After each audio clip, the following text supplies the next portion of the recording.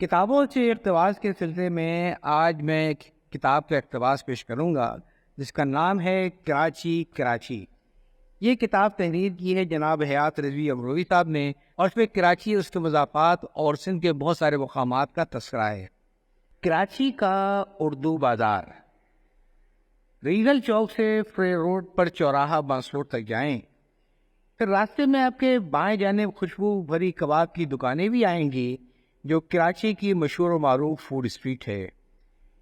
پھر یہاں سے دائنی جانب بندر روڈ کی طرف مڑ جائیں تو عیدگاہ میدان کا علاقہ آ جائے گا۔ یہاں سے واپس بندر روڈ سے ہوتے ہوئے پھر تبت مارکیٹ سے ہوتے ہوئے داہنی طرف مڑ کر ریگل چوک پر واپس آ جائیں تو یہی اصلی اردو بازار کا حدود اربع ہے، کیونکہ اسی نام سے بہت سے علاقوں میں اردو بازار بنا لیے گئے ہیں جو اس بات کا واضح اظہار کر دیتے ہیں کہ یہاں کتابوں کا کاروبار ہوتا ہے، مگر حقیقی اردو بازار وہی ہے جس کا حدود اربع ابھی ہم نے آپ کو بتایا، یعنی فریر روڈ اور بندر روڈ کا وہ درمیانی علاقہ جو ریڈیو پاکستان کی پشت پر واقع ہے۔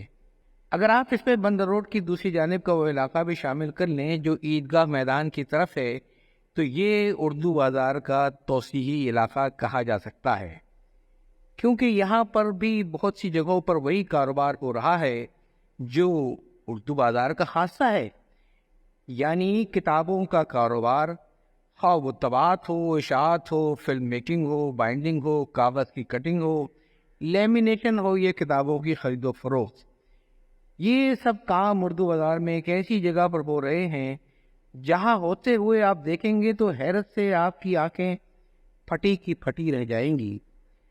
چھوٹی چھوٹی پتلی پتلی ادھڑی ہوئی سڑکیں، اوپر رہائشی فلیٹ، نیچے کاروباری دکانیں جن میں بڑے بڑے پریس قائم ہیں، اور اعلیٰ سے اعلیٰ مشینوں پر دھڑا دھڑ کام ہو رہا ہے۔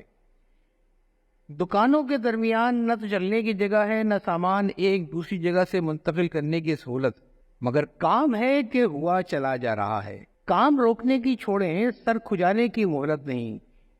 کام روکنے کے لیے بس ایک ہی صورت ہے کہ بجلی چلی جائے۔ اب سب کام ٹھپ ہے، کارندے اپنا اپنا پسینہ پوچھ رہے ہیں، چائے کے آرڈر دیے جا رہے ہیں، کاغذ کی گنتی ہو رہی ہے، ایک دکان بلکہ ایک کارخانے سے دوسرے کارخانے میں سامان منتقل کیا جا رہا ہے، ہاتھ گاڑیوں، چار پہیوں والے ٹھیلوں اور سزوکیوں سے سامان اتارا جا رہا ہے۔ دکان کے اندر جو ٹانڈ میزنین یا لافٹ کی جگہ بنا ہوا ہے اس پر سامان رکھا جا رہا ہے۔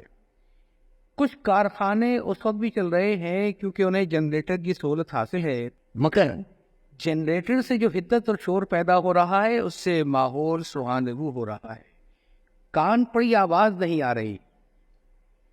کرخنداری زبان اگر سننی ہو تو آپ اردو بازار چلے جائیں، مشینوں کے شور کی بنا پر ہر کارندہ دکاندار اونچی آواز میں گفتگو کا عادی ہے، آواز بڑی مشکل سے سمجھ میں آتی ہے، اگر سمجھ میں آ جائے تو جواب بھی اس سے زیادہ تیز آواز میں موصول ہوگا۔ یہاں ہر جگہ کا آدمی موجود ہے۔ کراچی بڑا غریب پرور شہر ہے، کاروبار دیتا ہے، رہنے کے لیے جگی اور سستا کھانا ہر جگہ مل جاتا ہے، فالتو آدمی کی گنجائش نہیں ہے۔ بہت سے لوگ جنہیں کتابیں خریدنے کی سکت نہیں اکثر اس بازار کا چکر لگاتے رہتے ہیں، یہی معلوم ہو جائے کہ کس مصنف کی کون سی نئی کتاب آئی ہے، کس کتاب کا نیا ایڈیشن آیا ہے، اس مہینے کون کون سے نئے رسالے آ گئے، کون سی کتاب کتنی موٹی ہے، کتنے صفحات پر مشتمل ہے اور نئی قیمت کیا رکھی گئی ہے، ڈسکاؤنٹ پر کتنے میں مل سکتی ہے، وغیرہ وغیرہ۔ مگر دکاندار بھی اب صورت سے پہچان لیتے ہیں کہ کون جینوئن خریدار ہے اور کون صرف کتابیں سونگنے کے لیے آیا ہے۔ ایسے آدمی کو شوکیس کے پاس سے فوراً کتابیں صاف کرنے والی ڈنڈی دار جھاڑن سے ہکالتے ہوئے کہہ دیتے ہیں، آ ریا ہے نہ جا ریا ہے، کھڑا کھڑا مسکا ریا ہے، لمبا بن جا۔ یہاں پر ہر طرح کا آدمی آ ریا ہے، جا ریا ہے، معاف کیجئے، آ رہا ہے، جا رہا ہے۔ دراصل آپ سب کی زبانوں پر کراچی کا لہجہ چڑھ چکا ہے، جیسے بمبے اب ممبئی، میں سب لوگ بمبئیا لہجے میں گفتگو کرتے ہیں. آریلا جاریلا عام گفتگو میں استعمال ہونے والے الفاظ. حسن علی افندی روڈ، کاغذی بازار اور پاکستان چوک سے اس اردو بازار کا بڑا گہرا رشتہ ہے. کاغذی بازار سے کم و بیش ہزاروں رم کاغذ اردو بازار پہنچتا ہے، جو ہاتھ گاڑیوں، ریڑے، سزوکیاں یہاں تک فٹ ہوتی ہیں. عام پاکستانی امپورٹڈ ہلکا بھاری جس کا وزن گراموں میں متعین کیا جاتا ہے، art paper, imitation art paper, ہلکا بھاری گتا فائل کارڈ کی ضرورت پرنٹنگ کے لیے چاہیے ہوتی ہے، جو ضرورت کے مطابق کاٹ کر چھاپا جاتا ہے. مگر اس سے پہلے بہت سارے مقامات آؤ فغاں آتے ہیں. سب سے پہلے تو کمپوزنگ اور ڈیزائننگ کا مرحلہ آتا ہے، جس کے لیے اردو بازار میں دکانوں کے اوپر والی منزلیں اسی قسم کے دفاتر کے لیے استعمال کی جاتی ہیں، کیونکہ اس سے اوپر کی منزلیں رہائشی فلیٹوں کے لیے وقف ہے، جہاں سے مسلسل کوڑے کچرے کی تھیلیاں چٹان پٹان سڑک بلکہ گلیوں کے بیچوں بیچ گرتی رہتی ہیں. کوڑے کو ٹھکانے لگانے کا دیسی انتظام اس کے علاوہ یہ ہے کہ فلیٹ کے لونے لپاڑے گٹر کے کھلے ڈھکن کے ذریعے گٹر لائنوں میں ڈال دیتے ہیں. فلیٹ کا گند آپ کے لیے اب ان لائنوں میں شاعری کی گنجائش رہ گئی ہو، کیونکہ بارش کے موقع پر اس کا معقول امتحان ہو جاتا ہے. خدا نہ کریں کراچی میں تیز بارش ہو، اردو بازار کی گلیاں ایسے موقع پر نہروں کا منظر پیش کرتی ہیں. گٹر لائنیں بالکل ناکارہ ہو جاتی ہیں. بارش کے پانی سے مل کر ان گٹر لائنوں سے بدبودار کیچڑ کے ایسے بھپکے اٹھتے ہیں کہ واجد علی شاہ کی خودکشی کے لیے شافی و کافی ہیں. دکانوں کو بارش کے پانی سے بچانے کے لیے تمام اندرونی راستوں کے آگے کم سے کم 1.5 فٹ اونچی دیواریں بنا دی گئی ہیں. دیواروں کو بھی اونچا کر لیا گیا ہے. جو دروازے لبے سڑک آتے ہیں اس کے آگے بھی مقامی انجینئروں نے سد سکندری کھینچ رکھی ہے. ہاں، تو بات ہو رہی تھی کمپوزنگ اور ڈیزائننگ کی، کیونکہ پلیٹ میکنگ اور پرنٹنگ کے مراحل تو اس کے بعد ہی شروع ہو سکتے ہیں.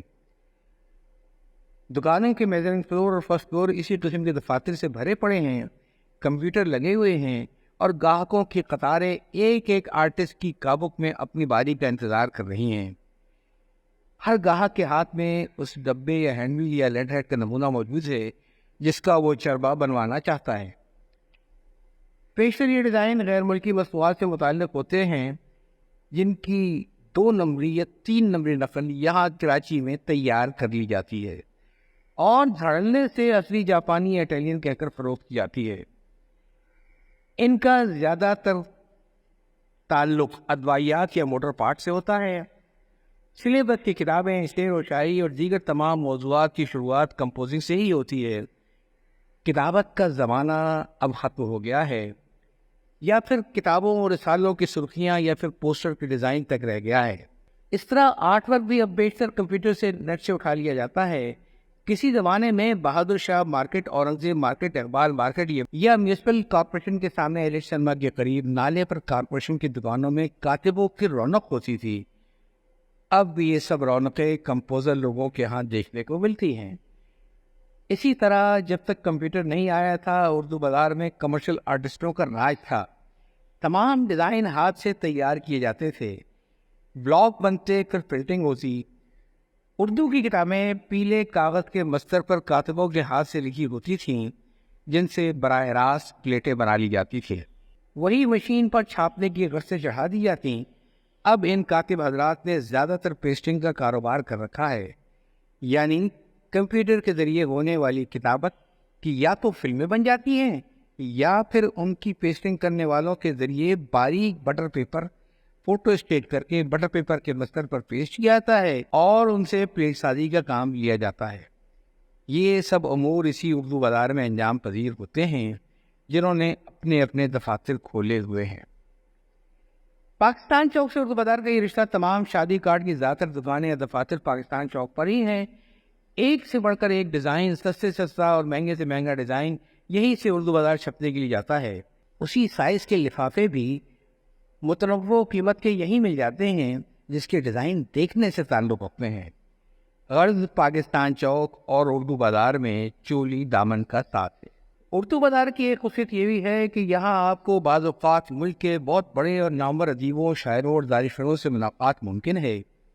وہ اپنی تصنیفات کے لیے یہاں کے پبلشرز کے دفاتر میں آتے رہتے ہیں اور یہ آمد و رفت سال کے 12 مہینے رہتی ہے۔ کسی بھی وقت کوئی مشہور دانشور، شاعر، افسانہ نگار یا محقق آپ کی دست رست میں آ سکتا ہے۔ یہ پبلشرز بعض اوقات کسی بہت ہی چھوٹے سے آدمی کو بڑا شاعر یا مصنف بنا دینے کا کمال رکھتے ہیں۔ اگر آپ کی جیب میں 50-60 ہزار روپے ہیں اور کچھ غزلیں بھی آپ نے کہلوا رکھی ہیں، تو باقی غزلوں، دباچوں اور بہت سے ادیبوں کی آراء کا انتظام یہ پبلشر کر سکتے ہیں، اور آپ دیکھتے ہی دیکھتے صاحب کتاب بن سکتے ہیں۔ یہ اردو بازار کا فیضان طلسمات ہے۔ جس زمانے میں ریڈیو پاکستان کے پروگرام بندر روڈ والی گلی میں ہوتے تھے، تو اردو بازار میں بہت سے فنکاروں سے ملاقات بھی متوقع ہوا کرتی تھی، کیونکہ ادیب آزاد تو ہوتے ہی تھے اردو بازار میں۔ ان سے ملنے ملانے کے لیے ریڈیو کے فنکار بھی کسی کاتب یا اشاعتگر کے دفتر میں ملاقات طے کر لیتے، بلکہ بعض جگہوں پر تو یہ ملاقاتیں روزانہ شام کے وقت متعین بھی ہوتی تھیں۔ مشہور و معروف خوش نویس جناب یوسف دہلوی، جن کے خط میں آج بھی پاکستان کے کرنسی نوٹوں پر حکومت پاکستان لکھا ہوا ہے، اسی بازار کی عمارت بہادر شاہ مارکیٹ کے فلیٹ میں رہتے تھے۔ مشہور آرٹسٹ سمیع صاحب، جنہوں نے اردو انگلش نصاب کی نہ جانے کتنی کتابوں کو تصاویر سے مزین کیا ہے، یہ بھی بس روڈ پر رہتے تھے۔ اور اردو بازار کا سب سے پر رونق حصہ ہے۔ کمرشل آرٹسٹوں کے ساتھ ان دنوں بلاگ سازی کا طریقہ طباعت کا لازمی حصہ تھا، چنانچہ اس شعبے سے متعلق نہ جانے کتنے ادارے کمپیوٹر کے لقمہ اجل ہو گئے۔ اسی اردو بازار میں بہت سے روزناموں، ہفت روزوں، ماہناموں کے دفاتر تھے جو اب نہیں رہے۔ بعض تو ختم ہی ہو گئے اور بعض اپنی اپنی بڑی عمارات میں منتقل ہو گئے۔ روزنامہ جنگ، روزنامہ انجام، روزنامہ نئی روشنی، ماہنامہ رومان اور نہ جانے کتنے معروف نام اب اس اردو بازار میں نہیں پائے جاتے ہیں۔